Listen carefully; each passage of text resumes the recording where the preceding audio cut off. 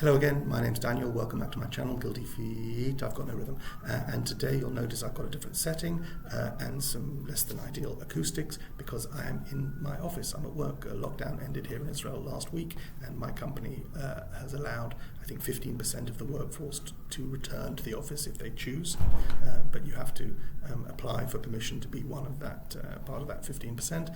You have to fill in a health declaration every day, and when you come to work they give you a little party band to make sure that you've checked in and filled in all the forms. It's just pure serendipity that it matches my outfit today. That was a nice touch. And so I'm here at work. There's very few other people here, so there's the reception and believe it or not, we have a barista, but that's a whole other story. Doesn't have much to do all day because there's nobody here to make coffee for, and I have moved away from my open plan office where it's just me at the moment and no one else, and stolen a corner meeting room to film a video for you. So I have light coming from both sides, coming from the north and the west, and I'm in the corner, and I'm just going to swivel my camera and show you what my view is looking west from this window, because I think you might enjoy it. I don't know if you can get that. Ugh. 1 second, let me take you up to the window. Yeah, so that is downtown Tel Aviv, and that blue in the background is the Mediterranean. So that's west, and that is looking north up to Tel Aviv, and you probably can't see all the way up north, all the way to Haifa, or all the way down south, but that's kind of what we see. So the glory is that on a nice summer day, we can come in the evening and watch the sun go down over the Mediterranean. That's always a nice time. So good view from here. Today I'm going to do another round of mismatch. So I have two sets of books here, one of which matches and one of which doesn't match, even slightly. So the common theme in both these are sets of books that I guess, I'm trying to avoid labeling these, that were originally marketed at non-adults. I'm not a big fan of the term YA or the concept of a young adult. I had children who are now young adults. They're in their 20s. So that I think of as young adult, the idea that sort of 15, 16, 17-year-old, I think are children. I was a child, certainly. Anyway, irrelevant. The point is both these books are, I think, were written, marketed for children. I haven't ever, I'm sure you could find out what the authors say they were written for, where they say, I wrote this for children, or I wrote this for all ages, and it just so happens that, I don't know, I don't really care. I've read both sets and really enjoyed them. I think you probably would too. One of them is going to be definitely more familiar. The other, my match set, probably less familiar to everybody, but I think worth reading. And the first one in my match set, it is the Chaos Walking trilogy, which, as I say, may be more familiar, but I think the other one will be even more so. This is by Patrick Ness. This is the first book in the trilogy called The Knife of Never Letting Go. To my mind, this has one of the greatest opening lines in literature. A few times you see on Facebook someone saying, oh, everyone write down what they think the best opening line of a novel is, and you get the Anna Kareninas, and you get the Go-Between, and you get Pride and Prejudice as the standard answers. And I often go in and write in. The two that I like are the opening line of Earthly Powers by Anthony Burgess, which I don't have off the top of my head, but has a word in it which everyone has to go and look up, and then when they look it up they go, oh. So something about a catamite. Anyway, this has nothing to do with that. The opening line of The Knife of Never Letting Go, which I am very fond of. I think the first chapter is called The Hole in the Noise, and the opening line goes like this.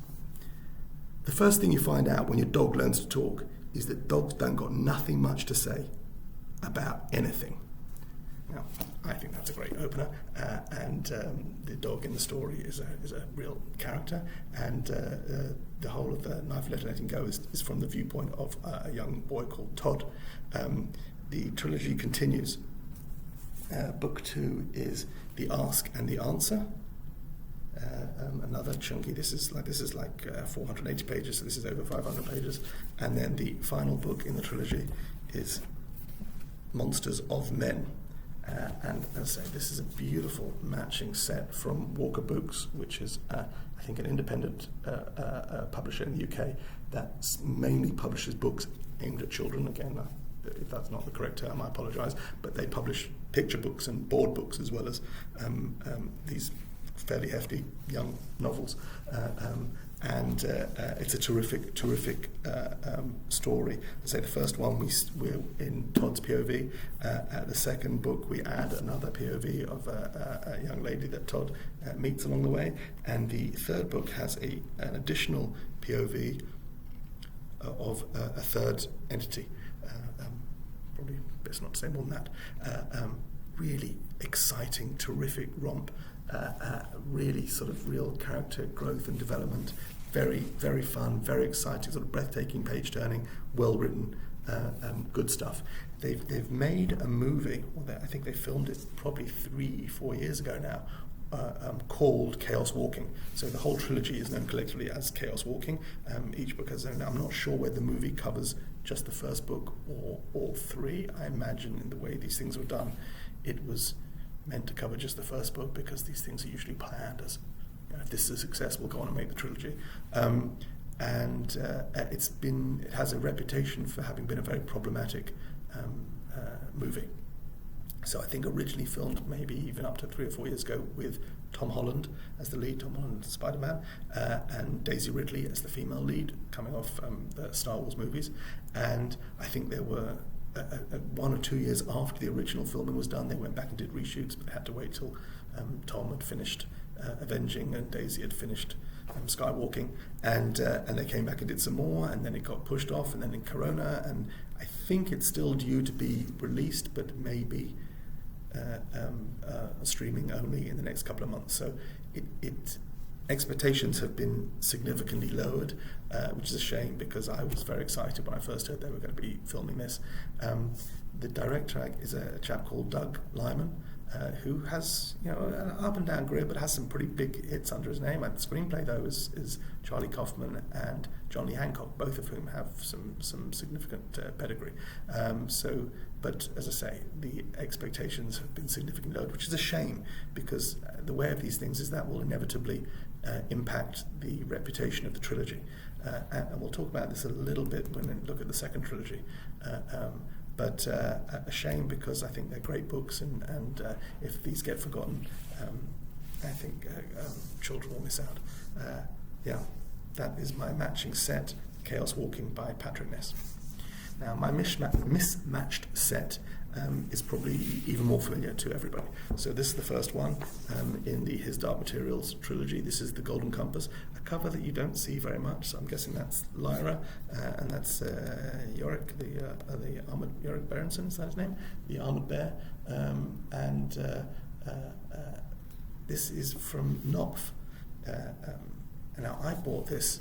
I can tell from the date that I wrote on the inside cover of September 2001. So I bought this the week of 9/11. I was in Toronto. It says there $7.50, that would be Canadian, and has a cover price of $10 US, $13 Canadian.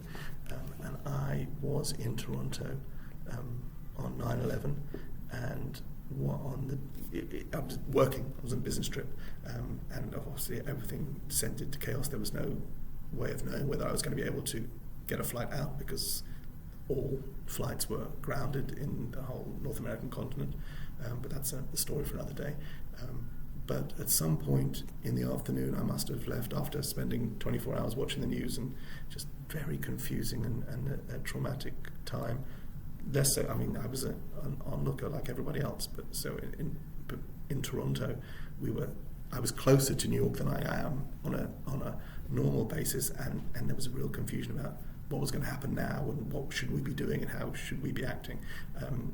As usual in these cases, I end up somehow in a bookshop when I'm not sure what to do, and I bought the first two in His Dark Materials series. So I used to have a matching copy of this for the second book, which somehow went missing, probably got borrowed and not returned. But then we somehow acquired a second copy of The Subtle Knife. So this is not the original copy that I read, but we do have a copy of The Subtle Knife, which doesn't match in any shape or form the first copy, the Golden Compass published in the UK as Northern Lights, of course. So this copy of The Subtle Knife I have is published by Yearling. This is a kind of mass market paperback, US price $7.50. Oh, terrible glare we've got. And this is the copy of the Subtle Knife I have. So we have Lyra there, and then Mrs. What's-Her-Face's demon, and Will and his, well, you know the story. And then so originally I had at least these two matched, but now they don't. And then I think I asked my mother to pick up a copy of the third one, the Amber Spyglass, for me when she was visiting, and so she brought me from the UK. I have this Point edition. Point, I think, is an imprint of Scholastic in the UK. So that is a horribly mismatched set of his Dark Materials. A wonderful story. I spoke about the Chaos Walking as being a romp. There's just as much adventure and excitement here. I think there is more depth, and the arc of the story of a rebellion against God, essentially, and rejection of the concept of original sin, I think runs deep here. To me, I read these as an adult in contrast to the Narnia Chronicles, which I read as a child, and so a lot of the theology, I think, went over my head there. Here, it was very much at the forefront of my mind.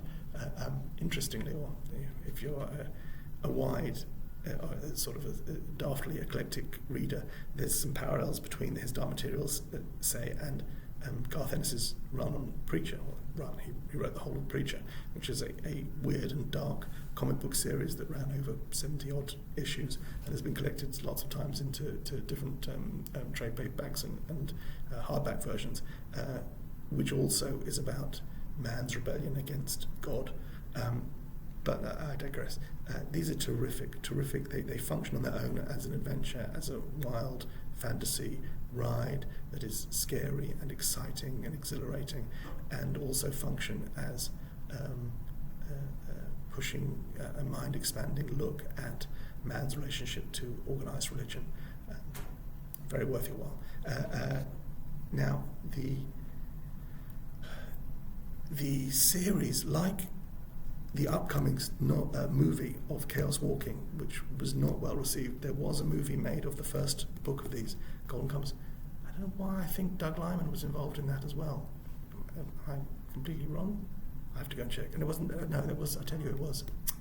It was Chris, I can't remember the chap's name. They were brothers, and one of them made the first movie, with Nicole Kidman, was it Daniel Craig, and Timothy Dalton was in there somewhere. And it didn't just was a disappointment at the box office. I think I even took my kids to see it when it came out, and didn't do well. And I think to an extent damaged the reputation of the series when Hollywood comes calling and they invest tens, if not hundreds of millions of dollars in a franchise, and it doesn't succeed. I think it impacts the publisher's willingness to keep publishing these, keep them in print, and keep selling them. And somehow the books survived, because this is such a powerful and such a well-written series that I think it outlasted the failure of the first movie. And we've seen since then there's been a revamping and a retelling of the story for television, so with a whole new cast, but going back to that story, and I think they're going to try and get through all three books this time around. And if you've been watching that, so I haven't gone back and watched the TV series. The movie was a disappointment, and so I'd rather stick with the books. But if you've been watching the television series of his Dark Materials, I'd love to hear what you think about it, if it's worth my while going back and having a look at that and following that through. But that is my Mismatch series. There's one Mismatch, my beautifully matched books aimed not necessarily at adults, but highly recommended for readers of all ages. Thank you very much. Hope you enjoyed that. Bye.